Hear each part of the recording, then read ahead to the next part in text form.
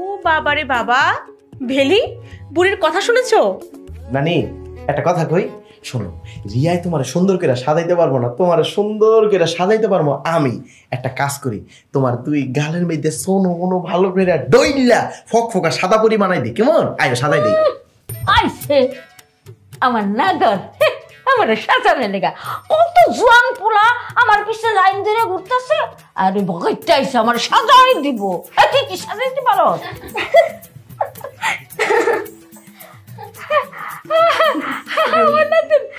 দাদি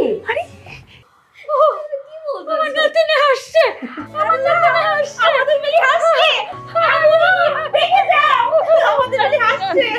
এই যে আমার নাতিনে কত সুন্দর লাগতেছে। কি হয়েছে? কি হয়েছে, এরকম চিৎকার করছিস কেন? দেখো আম্মু, আমাদের বেলি হাসছে। বেলি, আলহামদুলিল্লাহ, শুকর আলহামদুলিল্লাহ, আমাদের বেলি হাসছে। ভাবি ভাইজান দেখে যাও, আমাদের বেলি হাসছে। জানো আম্মু, এই সব কিছু সম্ভব হয়েছে সুজন আর নানির জন্য। হ্যাঁ মা।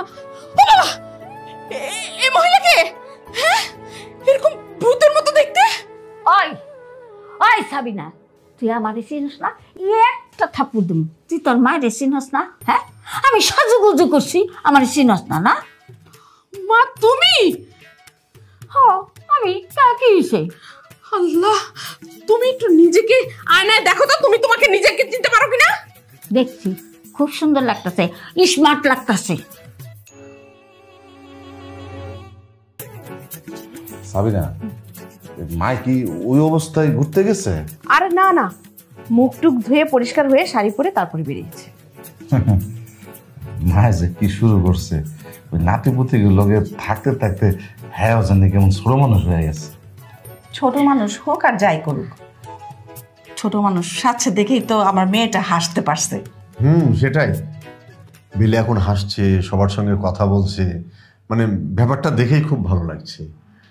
যদি মাঝে মাঝে ছেলে মানুষই আচরণ করে এর মধ্যে ভালো কিছু পাওয়া যায়, তাহলে মাঝে মাঝে কিন্তু ছেলে মানুষই করাই ভালো। হ্যাঁ বাপ রে বাপ, আমি তো মাকে দেখে চিনতেই পারিনি। মাকে দেখে তো আমি একদম আটকে উঠেছিলাম, আর মা যে আমার উপরে রেগে কি ঝাড়িটা মারলো, বাবা রে বাবা। ঝাড়ি দেওয়াটাই তো স্বাভাবিক। আহা, কি কষ্ট ভাইজান, নিজের মেয়ে তার মাকে চিনতে পারছে না, এর চেয়ে আর বড় কষ্ট হতে পারে বলো?